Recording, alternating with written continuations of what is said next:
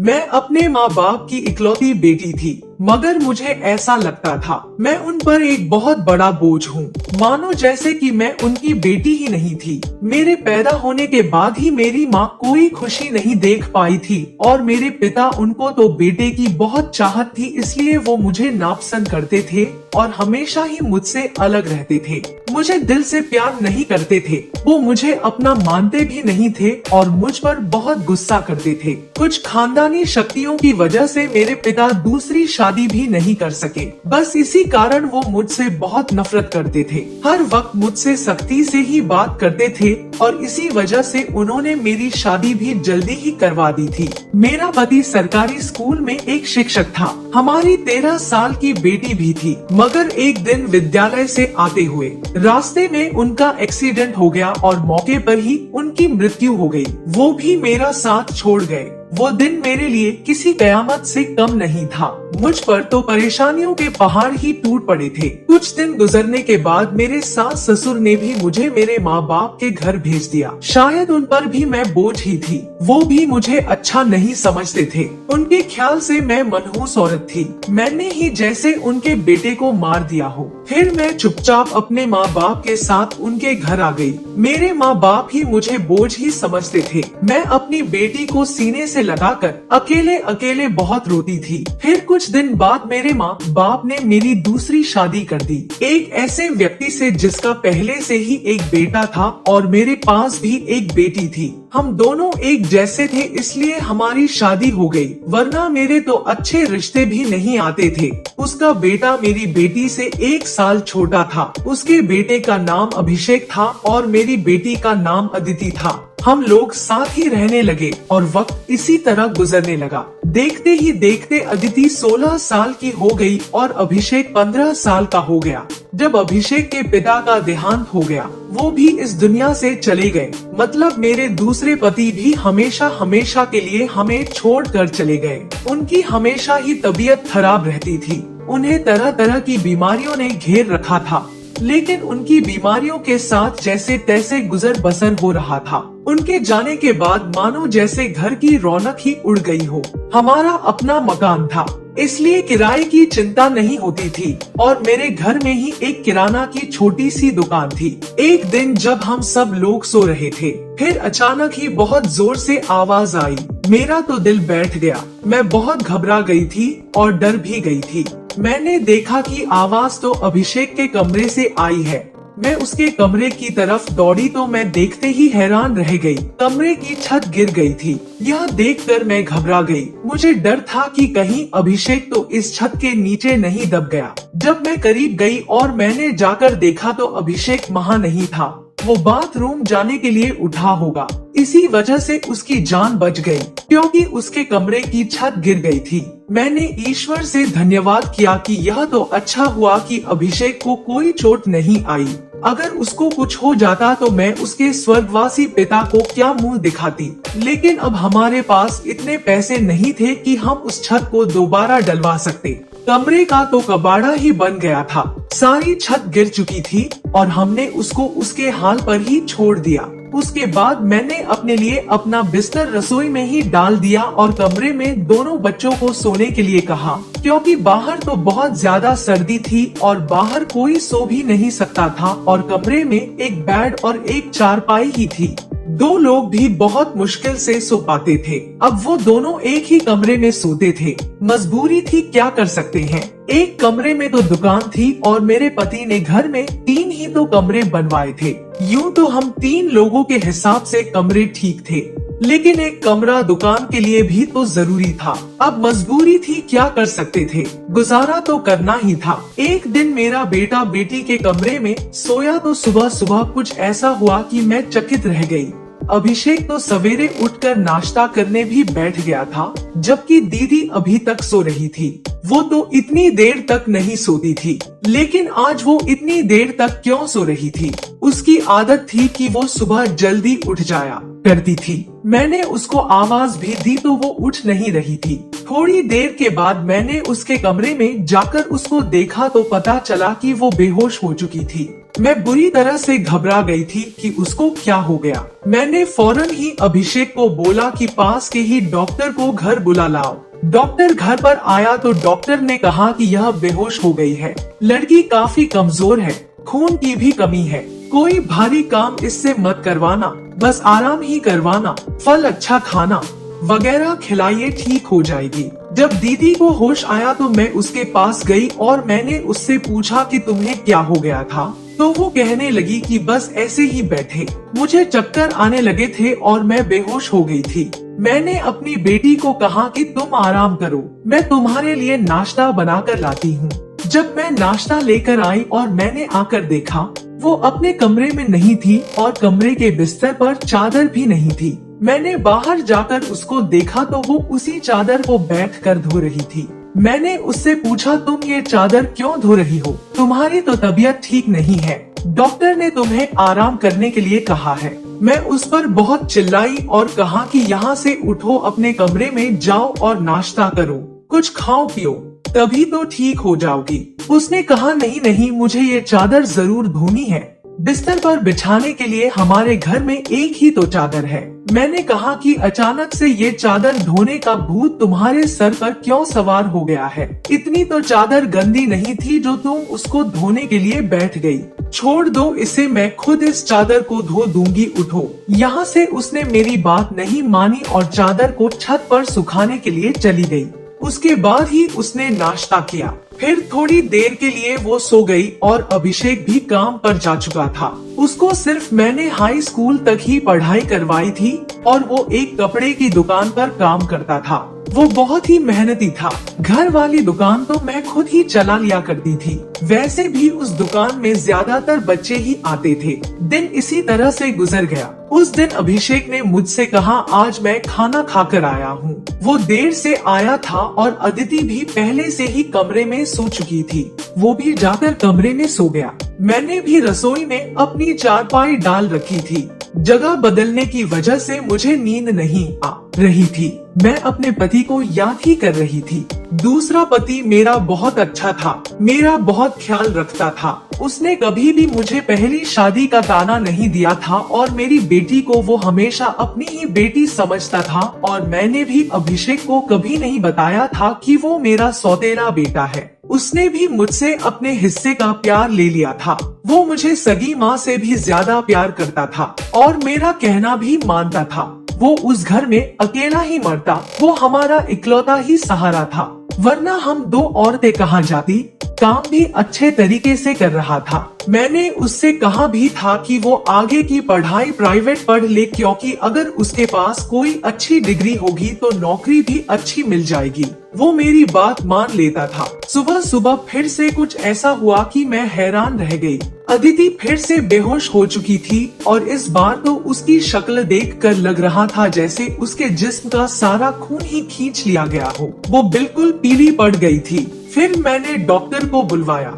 Doctor ने वही बात कही कि मैंने आराम करने को कहा था। इसको खाने में क्या खिलाया था आपने? मैंने उनको सारी बात बताई। मैंने कहा कि वही दाल सब्जी खिलाई थी और फल भी खिलाए थे। पूरा दिन कोई काम भी नहीं करवाया था। तो डॉक्टर ने कहा कि दोबारा से कैसे इतनी कमजोरी हो गई? आप इस बात को सीरियस लीजिए, नहीं तो आपकी बेटी की जान को खतरा हो सकता है, क्योंकि इस तरह से अचानक बेहोश हो जाना और कई घंटों तक बेहोश रहना कोई मामूली बात नहीं। डॉक्टर ने सख्ती से सारी बात बताई और कुछ देर बाद वो चले गए। फिर जब अदिति को होश आया तो मैंने उससे कहा कि तुमने फिर से अब कोई काम किया तो मुझसे बुरा कोई नहीं होगा। लेकिन थोड़ी देर बाद जब मैं उसके कमरे में दोबारा गई तो मैं यह देखकर हैरान हो गई कि वो क्या कर रही है। वो तो फिर से बेड की चादर को धो रही थी। इस बार मैं उसे दूर से देख रही थी, क्योंकि जो भी वो कर रही थी वो सब कुछ मामूली नहीं था। वह बेहोशी से उठकर चादर को धोना शुरू कर देती थी। यह सब क्या हो रहा था? वो ये सब क्यों कर रही थी? जब से मेरे बेटे ने उसके कमरे में सोना शुरू किया था तभी से वो ऐसा कर रही थी और बेहोश भी तभी से हो रही थी। अभिषेक उसके लिए था तो सौतेला भाई, लेकिन बचपन से दोनों एक साथ ही पले बड़े हैं। उन दोनों में तो सगे भाई बहनों जैसी मोहब्बत थी। फिर ऐसा क्या हो रहा था? मेरी बेटी की तबीयत दिन भर दिन क्यों खराब होती जा रही थी। मैं रोती और सोचती रहती कि यह सब कुछ क्या हो रहा है। एक औरत कमजोर तब होती है जब वो बच्चे पैदा करती है तो उसके अंदर बिल्कुल भी ताकत नहीं रहती, लेकिन जवान लड़कियां यूं बेहोश होने लगे। यह तो कोई नॉर्मल बात नहीं थी। दूसरे ही दिन उसने चादर धोकर छत पर सुखाई। वो आसपास भी उसे ही देख रही थी कि जैसे मैंने उसे देखा तो नहीं है। मैं रसोई की खिड़की से ये सब कुछ देख रही थी। मैंने भी उसको ऐसा एहसास नहीं होने दिया जैसे मैं उसको देख रही हूँ। लेकिन मेरी बेटी क्या कर रही थी? वो फिर से बिस्तर पर आकर लेट गई और उसने अपने ऊपर वाली चादर को ओढ़ लिया ताकि मुझे कुछ पता न चले। नीचे वाली चादर है या नहीं यह मुझे नहीं पता था। मैंने उसको नाश्ता करवाया और दवाई दी। दुकान अच्छी नहीं चल रही थी। हमारी दुकान पर कोई बड़ा ग्राहक नहीं आता था। सिर्फ बच्चे ही गोलियां और टॉफियां लेने आते थे जो 5-10 रुपए देकर चले जाते। इसी तरह से तो काम नहीं चलने वाला था। मैं बहुत परेशान थी, लेकिन यह बात मैंने अपने बच्चों को कभी नहीं बताई। अभिषेक को भी कुछ नहीं बताया क्योंकि वो पहले से ही नौकरी कर रहा था। अब अगर ऐसे में ये बात बता देती तो वो और भी ज्यादा परेशान हो जाता, लेकिन मैं खुद बहुत परेशान हो गई थी। ऊपर से डॉक्टर ने कहा था बेटी को अच्छी चीजें खिलाओ, लेकिन घर में तो दाल रोटी के भी पूरे पैसे नहीं हो रहे थे। घर का खर्चा करना बहुत मुश्किल हो रहा था। लेकिन एक दिन कुछ बहुत ही अजीब हुआ। मैंने अपने बेटे अभिषेक और अदिति को कुछ ऐसी बातें करते हुए सुना जिनकी मुझे बिल्कुल भी समझ नहीं आई। मेरे बेटे ने कहा, यह तुमने तो अभी से ही अपनी तबीयत खराब कर ली है, इस तरह तो नहीं चलेगा। अगर तुम्हें इतनी परेशानी हो रही है तो फिर हम ये सब नहीं कर सकते। मेरी बेटी ने कहा कि नहीं, मुझे यह काम करना है। इसी तरह के मौके बार बार नहीं मिलते हैं और मुझे क्या पता था कि मेरे साथ ये सब कुछ हो जाएगा। मुझे तो पता ही नहीं था कि मेरे अंदर इतनी भी ताकत नहीं है। मेरे बेटे ने कहा कि अब तो तुम्हें पता है न, मैं तुम्हारी जिंदगी को दांव पर नहीं लगा सकता। तो मेरी बेटी का कहना था कि नहीं, सिर्फ 24 हफ्तों की बात है, उसके बाद यह मौका नहीं मिलेगा। यह सब क्या हो रहा था? मुझे कुछ समझ नहीं आ रहा था। ये दोनों क्या बातें कर रहे हैं? एक दिन तो मैंने कुछ ऐसा देखा जिसको देखकर मैं दंग रह गई। सुबह सुबह ही मेरी बेटी ने चादर को फिर से धोकर छत पर सुखा दिया और वो एक तरफ खड़ी होकर उल्टी कर रही थी। मैंने कहा कि क्या हो गया है तुम्हें? वो घबरा गई और कहने लगी कि अचानक से मेरा दिल खराब हो गया। मैंने कहा, क्या मतलब है इस बात का कि दिल खराब हो गया? तुम्हारा क्या खा रही हो तुम ऐसा, और चादर को बार बार क्यों धोती हो? क्या छुपा रही हो मुझसे? अगर मुझे पता चला कि तुमने कोई ऐसी वैसी हरकत की है जिससे मेरी और तुम्हारे बाप की इज्जत दांव पर लग गई तो मैं तुम्हें कभी माफ नहीं करूंगी। मेरी बेटी हैरान हो गई। उसने कहा, माँ आप किस तरह की बातें कर रही हैं? ऐसा कुछ नहीं है जैसा आप सोच रही हैं।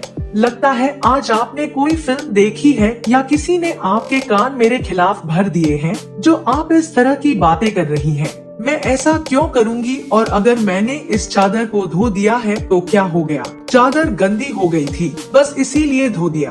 आपको तो पता है कि कई दिन से मेरी तबीयत खराब है, तो दवाई खाने की वजह से मेरे पेट में भी खराबी हो रही है। अगर मुझे उल्टी आ गई तो इसका और कोई मतलब नहीं है। मेरी बेटी मुझसे इस तरह से बात कर रही थी। मैंने उसके मुंह पर थप्पड़ दे मारा और वह जमीन पर गिर गई। तभी अचानक अभिषेक भी आ गया। उसने कहा कि माँ आप ये क्या कर रही हैं? आपने इस पर हाथ क्यों उठाया? तो मैंने उससे कहा, हाँ मैंने इसको मारा है, इस पर हाथ उठाया है। ऐसा तो मुझे बहुत पहले ही करना चाहिए था, लेकिन अभी मैं पूरी तरह से बात की तह तक नहीं पहुंची हूँ। जिस दिन मुझे पता चल गया, तुम दोनों के बारे में उस दिन देखना। अब मुझे खुद पता नहीं था कि मुझे क्या हो गया था। मेरे दिल में जो बात आ रही थी मैं वही बोलती जा रही थी, जो कि मुझे इस तरह नहीं करना चाहिए था। रात को अचानक मेरी आंख खुली और मैंने देखा कि मेरे बच्चों के कमरे की लाइट जल रही थी। उस वक्त वो क्या कर रहे थे? उनको तो इस समय सो जाना चाहिए था और मुझसे तो शाम को कह रहे थे कि आज हम जल्दी सो जाएंगे। मैं जब कमरे के करीब गई तो वो न सिर्फ जाग रहे थे बल्कि बातें भी कर रहे थे। किसी बात पर बहुत ज्यादा खुश हो रहे थे। मेरा बेटा कह रहा था कि तुम बहुत खुशकिस्मत हो, तो बेटी कहने लगी कि हाँ खुशकिस्मत तो मैं हूँ। लेकिन अभी कल फिर से जब मेरी तबीयत खराब होगी तो माँ मुझे देखकर बहुत परेशान हो जाएंगी। कब तक ऐसा झूठ बोलेंगे? बेटा बोला बस कुछ दिन और कर लेते हैं, फिर सब कुछ ठीक हो जाएगा। मैं उनकी बातें सुनकर हैरान रह गई। आज मुझसे रहा नहीं गया। मैंने कमरे के दरवाजे को खोलने की कोशिश की तो मैं हैरान रह गई। उन्होंने दरवाजे को अंदर से बंद क्यों किया था? क्या वजह थी दरवाजा अंदर से बंद करने की? वैसे भी अब मौसम बदल रहा था, उनको दरवाजा खोलकर सोना चाहिए था। मैंने दरवाजे पर बार बार दस्तक देना शुरू कर दिया, लेकिन इस तरह से दस्तक देने के बावजूद भी उन लोगों ने दरवाजा खोलने में आधा घंटा लगा दिया। और उसके बाद जब मैंने कमरे में देखा तो उनके अलावा कमरे में कोई भी नहीं था और वो दोनों ऐसी शक्ल बनाकर बैठे थे जैसे नींद से जागे हों। मैंने कहा इतनी देर में दरवाजा क्यों खोला है? तो कहने लगे हम सो रहे थे। मैंने कहा कि झूठ नहीं बोला करो, तुम लोग जाग रहे थे और बातें कर रहे थे। उन्होंने कहा कि हम क्यों इस समय जागेंगे और क्यों बातें करेंगे? हमारा कौन सा कल पेपर है जो हम तैयारी करेंगे और जागेंगे? हम लोग तो सो रहे थे। मुझे उन दोनों की हरकतें समझ नहीं आ रही थी। मेरे पास बोलने के लिए कोई शब्द नहीं थे। मुझे उनकी बातें समझ नहीं आ रही थी, क्योंकि वो दोनों तो ऐसे ही बैठे थे जैसे नींद से अभी अभी जागे हों। उसके बाद मैंने उनको कुछ नहीं कहा और वहाँ से चली गई। लेकिन मैं सोचती थी कि कोई ना कोई गड़बड़ तो जरूर है। मैं यह देखकर हैरान रह गई। एक दिन मेरी बेटी के बाजू में नील के निशान भी थे। यह तो जख्म के निशान थे। मुझे समझ नहीं आ रही थी कि उसे क्या लगा था। मैंने उससे पूछा तो उसने कहा कि चोरी लगी है, लेकिन चोरी तो उंगली पर लगती है, बाजू पर नहीं। मेरी बेटी कोई न कोई बात ऐसी है जो मुझसे छुपा रही थी।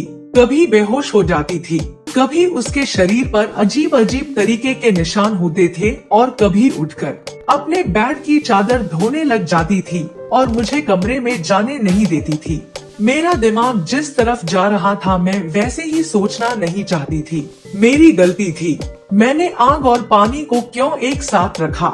मुझे ऐसा नहीं करना चाहिए था। मैंने सोच लिया कि मुझे अब क्या करना है। जवान लड़का और लड़की को मुझे एक साथ एक ही कमरे में नहीं सोने देना चाहिए था। गलती तो मेरी ही थी। मुझे इन सब बातों का ध्यान रखना चाहिए था। अभिषेक था तो अदिति का सौतेला ही भाई, नियत बदलते देर नहीं लगती। जवानी की इस उम्र में बच्चे बुरी संगत में पड़ ही जाते हैं। सगा भाई तो सगा होता है और सौतेला भाई सौतेला, तो फिर मैं कैसे सौतेले भाई बहन को एक साथ एक ही कमरे में सुला रही थी? यह मेरी ही गलती थी। जब हम ही बच्चों पर ध्यान नहीं देंगे, परेशानियां तो पैदा ही होंगी। अच्छी बुरी बातों का ध्यान तो हमें ही रखना होता है।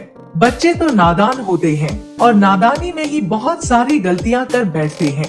जैसे जैसे विचार मेरे दिमाग में आ रहे थे, अगर ये सारे विचार सही हो गए तो फिर सारा का सारा कसूर मेरा ही होगा। मैंने अपने बेटे और बेटी पर नजर रखी थी। एक दिन मेरा बेटा बेटी को कोई चीज लाकर दे रहा था। मैं छुपकर उनकी बातें सुनने लगी। उसने कहा कि यह तुम्हारी दवाई है, इस परेशानी के लिए यह दवाई ले लो तो सब कुछ ठीक हो जाएगा। उसने मेरी बेटी को छुपाकर वो गोलियां दी। मैं परेशान हो गई कि ये किस चीज की गोलियां उसको दे रहा है। आखिर ऐसी क्या बात है जो परेशानी दोनों हल करना चाहते हैं और उसके बारे में मुझे नहीं पता। और ये दवाइयाँ कुछ अजीब सी क्यों लग रही थी? मेरी बेटी ने भी वो दवाइयाँ फौरन से पकड़ ली और उनको अपने दुपट्टे के पल्लू में छुपा लिया। बेटे ने कहा कि रात को सोने से पहले खा लेना तो फिर अगले दिन तुम बेहोश बिल्कुल भी नहीं होगी। और 23 दिन तक तो मेरी बेटी वाकई बेहोश नहीं हुई थी, लेकिन उसके बाद शायद उसकी वो गोलियां खत्म हो गई और एक दिन बाद फिर से मेरी बेटी बेहोश हो गई थी। मेरा बेटा भी घर पर नहीं था, इसलिए मैंने आज फायदा उठाने के बारे में सोचा। मैंने वो चादर बहुत ही होशियारी से बेटी के नीचे से खींच ली और उसको तरीके से तय करके अपने कमरे में ले आई। मुझे खोलकर देखना था कि इस पर ऐसा क्या लगा होता था जिसकी वजह से मेरी बेटी सुबह उठते ही उसे धोना शुरू कर देती थी और यहाँ तक कि अपनी बीमारी का भी ख्याल नहीं करती। जब मैंने चादर को खोल कर देखा तो पहले तो मुझे कुछ नजर नहीं आया, लेकिन जब मैंने ध्यान से देखा तो यह देखकर मैं हैरान रह गई कि उस चादर पर सफेद सफेद बाल थे और पूरी चादर बालों से भरी हुई थी। मुझे समझ नहीं आई ये किस चीज के बाल हैं, क्योंकि ये बाल बिल्कुल सफेद और छोटे छोटे बाल थे। मैं हैरान हो गई, लेकिन मुझे ये बात समझ नहीं आई। मैं सोचती रही कि ये सब कुछ क्या हो रहा है। मैं बेटे और बेटी की हरकतों पर नजर रख रही थी, इसलिए सारा कुछ अपने दिमाग में सोच रही थी, लेकिन मैं किसी नतीजे पर नहीं पहुंची थी। तब तक मेरी बेटी को ये पता चल ही गया कि चादर मैंने देख ली है, तो वो मेरे पास आकर बैठ गई और कुछ अजीब सी घबराई हुई नजर आने लगी। उसके बाद मैंने उससे पूछ लिया कि क्या बात है, क्यों परेशान लग रही हो? तो उसने कहा कि माँ वो चादर कहाँ है? तो मैंने उससे कहा कि वो तो मैंने धोखा डाल दी है। यह कहकर वो मेरे पास से जाने लगी, तो मैंने उसका हाथ पकड़कर उसे रोक लिया और मैंने कहा कि मैं सब कुछ देख चुकी हूँ। उस चादर पर जो भी लगा हुआ था, मुझे बता दो यह सब कुछ क्या है? तुम मुझसे इतने दिनों से क्या छुपा रही हो? मैं बहुत परेशान हो गई हूँ। मेरे दिमाग में बहुत बुरे बुरे विचार आ रहे हैं। वो मेरे पास बैठ गई और फिर मेरी बेटी ने मुझे ऐसी बात बताई कि मेरे कदमों तले से जमीन निकल गई। मेरी बेटी ने मुझे बताया कि माँ जैसा आप समझ रहे हैं वैसा बिल्कुल भी नहीं है। दरअसल हमने देख लिया था कि घर के हालात अच्छे नहीं चल रहे, घर की दुकान भी नहीं चल रही थी और भैया भी कुछ खास पैसे नहीं कमा रहे थे, लेकिन हमें ऐसा कोई काम नहीं मिल रहा था जो हम लोग कर पाते। फिर भैया के एक दोस्त ने उसको एक काम दिया।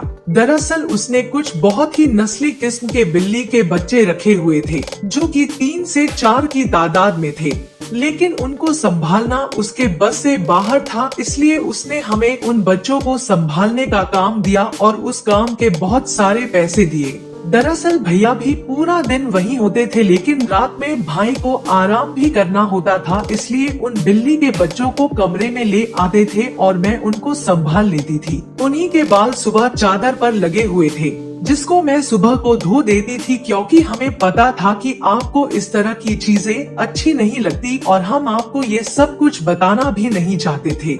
हम ये सब काम कर रहे हैं और मुझे बाद में पता चला कि मुझे बिल्ली के बच्चों से एलर्जी हो जाती है, जिसकी वजह से मैं सुबह को बेहोश हो जाती थी। भैया ने मुझे जो दवाइयाँ लाकर दी थी वो भी इसी चीज की थी, ताकि मेरी एलर्जी कम हो जाए। माँ भैया का वो दोस्त बहुत अमीर है और वो इस काम के हमें बहुत ज्यादा पैसे भी दे रहा था। वो हमें एक दिन के 1000 रुपए दे रहा था और आज उन बच्चों का हमारे घर में आखिरी दिन था, क्योंकि अब वो उन्हें लेकर दूसरे शहर चला गया है और हमने इतने पैसे कमा लिए हैं कि हम उस कमरे की छत भी डलवा सकते हैं और घर का कुछ राशन भी ला सकते हैं। हमें पता है कि आपको पालतू जानवर पसंद नहीं है, इसलिए हमने आपको ये बात नहीं बताई थी, लेकिन आपने तो न जाने हमारे बारे में क्या क्या सोच लिया, हम पर इतना शक किया।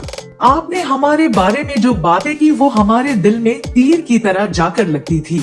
मैं जानती हूँ कि वो मेरा सौतेला भाई है, लेकिन वो मेरे सगे भाइयों से भी बढ़कर है। उसने हर बार सिर्फ हमारे बारे में ही सोचा है, जबकि देखा जाए तो हम उसके क्या लगते हैं। उसका पिता तो इस दुनिया से जा चुका है और उसके अपने रिश्तेदार भी तो है, जो कि हमसे बहुत ज्यादा अमीर हैं। वो उनके साथ जाकर भी तो रह सकता है, लेकिन वो फिर भी हमारे साथ रहता है, क्योंकि वो हमें कभी अकेला नहीं छोड़ना चाहता। उसने हमेशा मुझे अपनी सगी बहन ही माना है। उसने कभी मुझसे कोई गलत बात नहीं की और वो हमारा साथ भी देता है, हमारे लिए बहुत कुछ करता है। पूरा दिन वो काम करता था, रात को मैं उसकी मदद करती थी। वो कहता था कि वो रात में भी यह सब कुछ कर लेगा। दिन भर तो वो बेचारा मेहनत करता था, इसलिए मैंने उससे कहा कि रात को तुम आराम किया करो, बच्चों को मैं देख लूंगी, इसलिए मैं उसकी मदद कर रही थी। मुझे यह सुनकर बहुत ही ज्यादा अफसोस हुआ और मुझे खुद पर बहुत गुस्सा भी आ रहा था। मैंने अपने बच्चों के बारे में क्या क्या सोचा, मैं अपने बच्चों के बारे में जितना गलत सोच रही थी,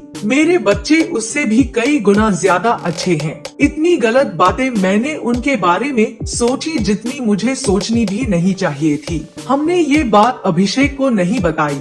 अदिति ने भी उसको कुछ नहीं बताया कि मुझे सारी बात का पता चल गया, क्योंकि अब यह काम वैसे भी खत्म हो गया था और मैं उसकी नजरों में और ज्यादा गिरना नहीं चाहती थी। कुछ दिन बाद अभिषेक ने उस कमरे की छत डलवा दी और अब हमारे घर का कमरा भी ठीक हो गया था। धीरे धीरे हमने बहुत मेहनत की मेरी बेटी ने भी घर में बच्चों को ट्यूशन पढ़ाना शुरू कर दिया था। हमारे हालात पहले से बेहतर होने लगे। धीरे धीरे इतने बेहतर हो गए कि हमारे घर में कोई तंगी नहीं रही। मेरे साथ जिंदगी ने बहुत बुरा किया था, लेकिन अच्छा यह किया कि मुझे बहुत ज्यादा नेक और अच्छे बच्चे दिए, चाहे वो मेरे अपने थे या पराये। ईश्वर की कृपा से मेरे दोनों बच्चे बहुत ही मेहनती हैं और इस बात को समझते हैं कि अभी उनकी मेहनत के दिन हैं। हाथ पर हाथ रखकर नहीं बैठ सकते, क्योंकि उनके सर पर पिता का साया नहीं था और मैं भी कुछ खास कर नहीं सकती थी। इस बात का उनको एहसास था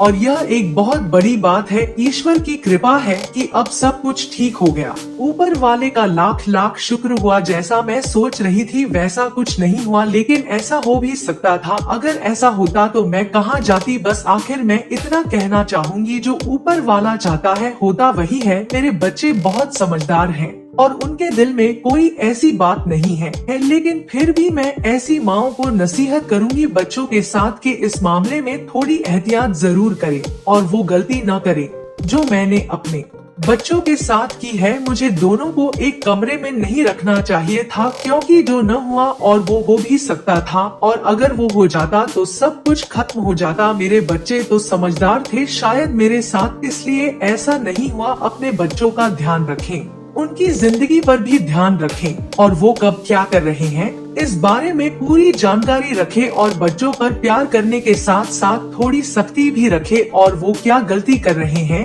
क्या नहीं, इन सब बातों के बारे में उनसे जानकारी लेते रहें और इस बात का ध्यान रखें। जब बच्चे जवान हो जाएं तो उनका बिस्तर अलग कर देना चाहिए। आपसे भी यही सब कहूंगी कि अपने बच्चों का ध्यान रखें। और इसी के साथ इस कहानी यही हैप्पी एंडिंग होती है। मिलते अगली वीडियो में, तब तक के लिए गुड बाय। आप सभी का बहुत बहुत धन्यवाद है वीडियो देखने के लिए।